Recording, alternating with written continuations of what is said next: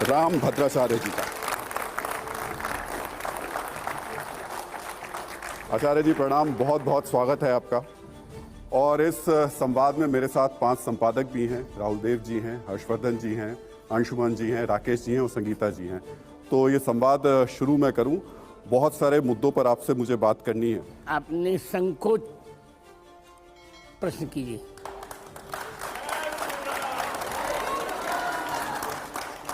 तो निश्चित तौर पर शुरुआत तो हमें भगवान राम के नाम से ही करनी चाहिए।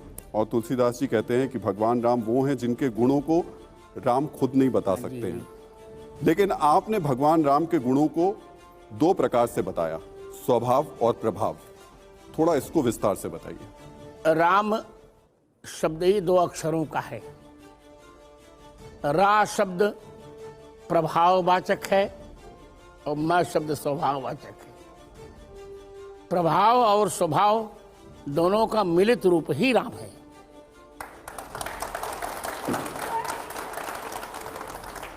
आचार्य जी, राम और रावण, जब हम इन 2 शब्दों को जोड़ते हैं या आमने सामने रखते हैं, रावण जिसके अंदर इच्छाएं ही इच्छाएं भरी हुई हैं और राम जो उससे परे हैं। अब हम इन इच्छाओं की जब बात करते हैं तो राम से जुड़े लोग या राम भक्त, क्या उन्हें भी इच्छाओं से परे होना चाहिए? निश्चित रूप से भौतिक इच्छाओं से परे होना चाहिए, पर आध्यात्मिक इच्छाओं से परे कभी नहीं होना चाहिए।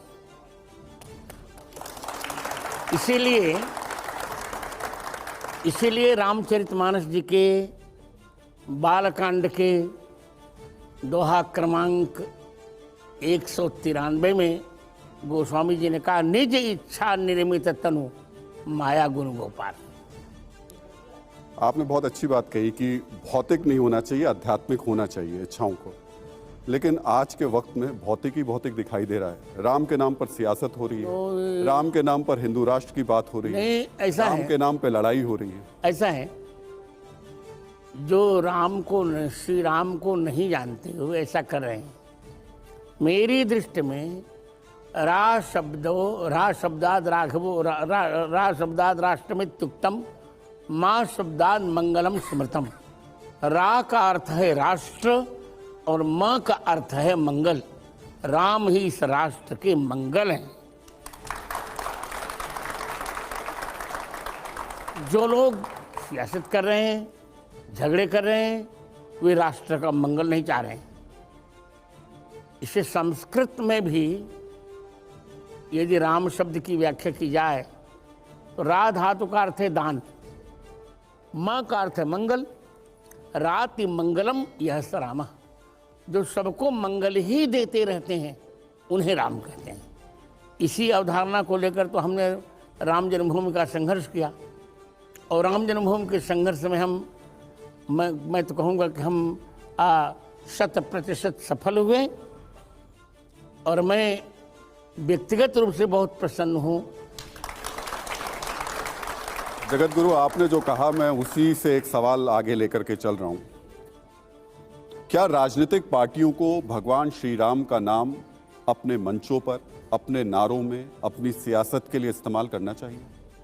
किसी से कोई श्री राम को कोई आपत्ति तो है नहीं। जब रावण राम जी का नाम ले सकता है तो पार्टियों ने तो क्या बिगड़ गया?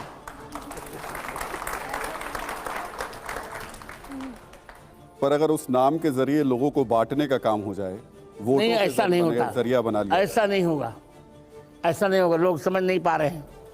राम के नाम से कभी बांटा जा ही नहीं सकता, क्योंकि श्री राम के जीवन का व्यक्तित्व ही रहा है बंटे हुए लोगों को जोड़ना।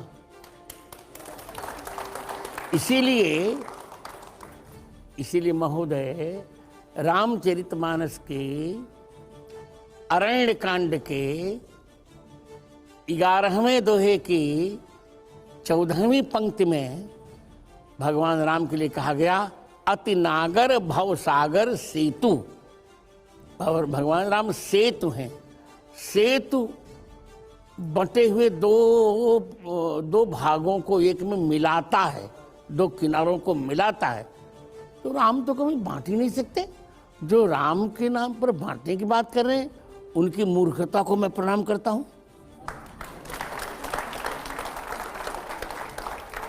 आचार्य जी, अब मैं इस वक्त जो सबसे बड़ा मुद्दा देश में चल रहा है उसकी तरफ आपको लेकर चल रहा हूँ, और काशी विश्वनाथ में जो ज्ञानवापी मस्जिद है उसको लेकर के।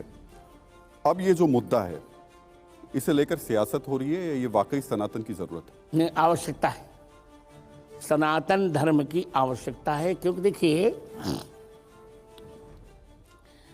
मैंने स्वयं ने वाराणसी में पढ़ा है। उस समय का ऐसा प्रचलन था कि जो ज्ञानवापी का एक बूंद भी जल पी लेता था वह प्रखर प्रतिभा का धनी बन जाता था। मैंने भी पिया। आजाद चंद्रशेखर ने भी ज्ञानवापी का जल पिया था। मैंने अपने जीवन के 16वें वर्ष में आजाद चंद्रशेखर पर संस्कृत में खंड काव्य लिखा था। ये तो भारतीय प्रतिभाएं समाप्त हो जाएं, इसीलिए प्रतिभा का जो स्रोत था ज्ञानवापी, उस पर इन लोग विधर्मियों ने अपना मस्जिद खड़ा कर दिया। मस्जिद वहाँ आई नहीं। जहाँ त्रिशूल हो, जहाँ डमरू हो, जहाँ हाथ धोने के लिए स्थान हो, जहाँ परिक्रमा, वहाँ कैसी मस्जिद? ये सब दुर्भाग्य का विषय है। हमने अब तक तो सहन किया, पर अब तो नहीं सहन करेगा। अब हिंदू जग गया है। 30,000 मंदिरों को तोड़ करके हमारे विधर्मियों ने भिन्न भिन्न स्थान बना डाले। ज्ञानवापी तो हमारा जन्म सिद्ध अधिकार भी है, कर्म सिद्ध अधिकार भी है और धर्म सिद्ध अधिकार भी है ज्ञानवापी। आचार्य जी, आपने एक शब्द का इस्तेमाल किया, हिंदू जाग गया है। इस पर मैं आऊंगा आपके पास में, लेकिन इसमें कोई दो राय नहीं कि ऐतिहासिक तथ्य बिल्कुल साफ तौर पर बताते हैं। जिन चिन्हों का आपने बताया, जिक्र किया, वो भी बताते हैं कि काशी विश्वनाथ में जिस जगह ज्ञानवापी मस्जिद है वहाँ मंदिर हुआ करता था। लेकिन ये भी सत्य है और ये भी तथ्य है कि पिछले कई वर्षों से वहाँ पर मुस्लिम समाज के लोग जाके नमाज पढ़ रहे थे। पढ़े पर था तो हमारा कोई बलात् किसी पर कब्जा कर लेते, इसकी क्या इसका अर्थ को उस अस्तित्व को नकारा जाए? वो हमारा था। ज्ञानवापी हमारी, ज्ञानवापी का अर्थ होता है ज्ञान का कुआं। वापी माने कुआं होता, बाउली या कुआं। तो हमारा था। कोई कहे कि हमने भारत पर आक्रमण कर लिया तो भारत उसका हो गया क्या? हमने स्वतंत्रता प्राप्त की कि नहीं की? जैसे आक्रांत भारत, विदेशियों द्वारा हथियाए गए भारत पर हमने स्वतंत्रता प्राप्त की, उसी प्रकार विधर्मियों द्वारा हथियाए गए ज्ञानवापी को प्राप्त करना हमारा नैतिक अधिकार है। आचार्य जी, लेकिन फहरिस्त लंबी होती चली जा रही है। ज्ञानवापी, उसके बाद मथुरा, उसके बाद किसी को ताजमहल नजर आता है, कोई कुतुब मीनार चला जाता है। जो हमारा होगा हमको नजर आएगा। कोई इसमें क्या संग? देखिए, हम तो वर्णमाला के क्रम से चल रहे हैं। अयोध्या, का, काशी, मथुरा, अब जहां जहां भी हमारा होगा। मतलब आप कह रहे हैं कि इसके बाद मथुरा का नंबर आने वाला है? निश्चित तो तय हो चुका है। मथुरा तो आ जाएगा, लेकिन मस्जिदें कहाँ जाएंगी फिर? चाहे चली जाए, वो जाने। उनका हमने कोई ठेका तो थोड़े दिया है। देखिए, हम सह अस्तित्व पर विश्वास करते हैं। सह अस्तित्व होना चाहिए, साथ रहें सब लोग, प्रेम से रहें। पर यहाँ रहना है तो यदुबर और रघुबर होके रहना पड़ेगा, बाबर का और अकबर के होके नहीं रहना पड़ेगा। जगत गुरु, सनातन तो सहधर्म की बात करता है, साथ रहने की बात करता है, प्रेम की बात करता है। हमारे देश संविधान से चलता है और संविधान सबको अपने धर्मों का पालन करने की भी स्वतंत्रता देता है। सबको अपने धर्म के पालन की स्वतंत्रता है, पर किसी के धर्म को नष्ट करके किसी को पालन करने की स्वतंत्रता नहीं है। चंद्रमा को उदित होने की स्वतंत्रता है, पर तारागणों को नष्ट करके उदित होने की चंद्रमा को स्वतंत्रता नहीं दे सकती।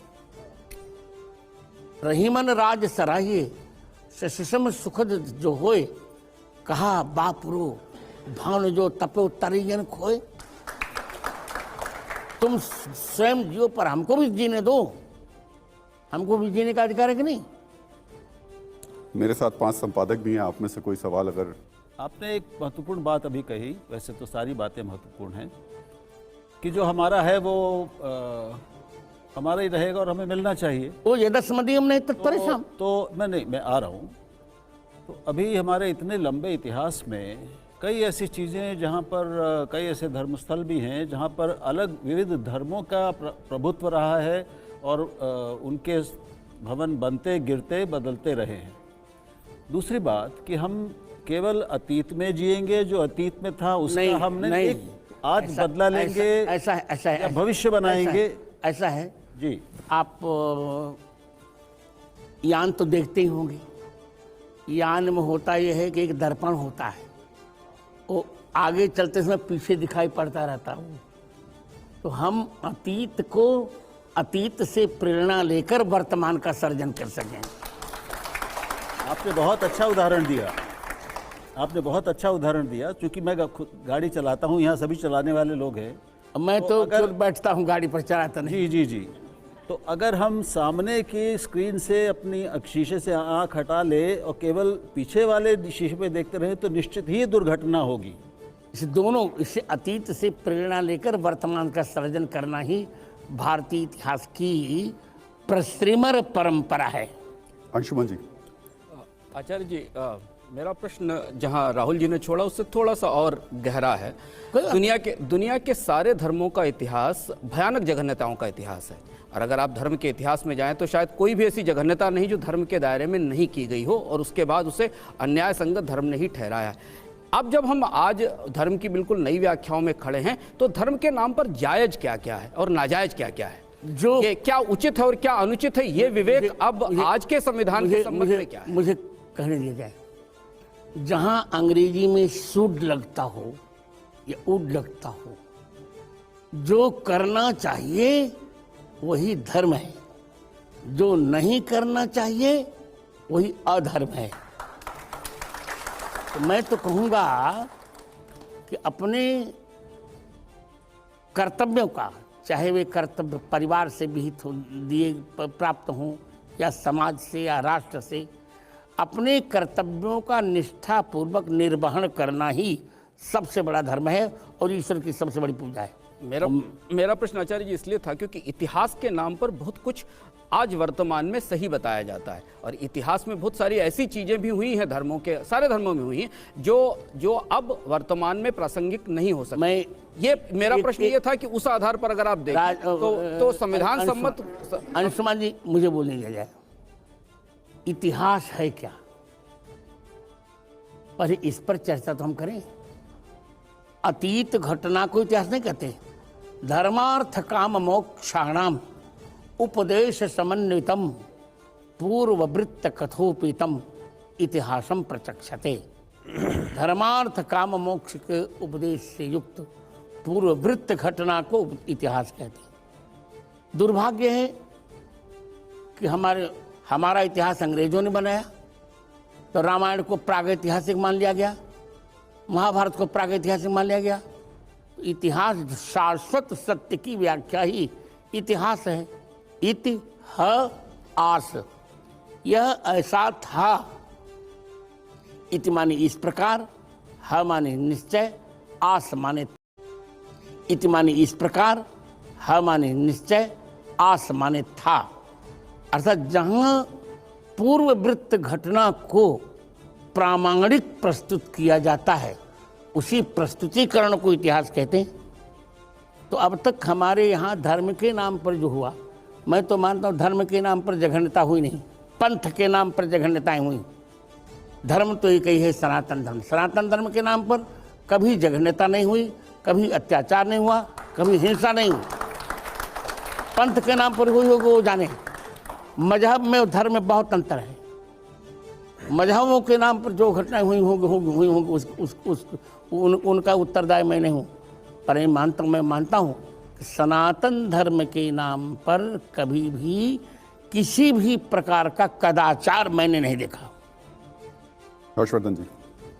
जगत गुरु रामभद्राचार्य जी, अभी आपने जब शुरू किया तो आपने एक ऐसा नंबर दे दिया, एक ऐसी संख्या दे दी जिसके बाद ज्ञानवापी पर जो कुछ होगा वो तो छूट जाएगा आप 30,000 की संख्या दे रहे हैं। अयोध्या में भव्य राम मंदिर बन रहा है, काशी में विश्वनाथ धाम बन गया, मथुरा, ये 3 स्थान दिखते हैं कि हिंदुओं के आस्था से सीधे जुड़े हुए हैं, लगता है कि एक मंदिर है, एक स्थान है।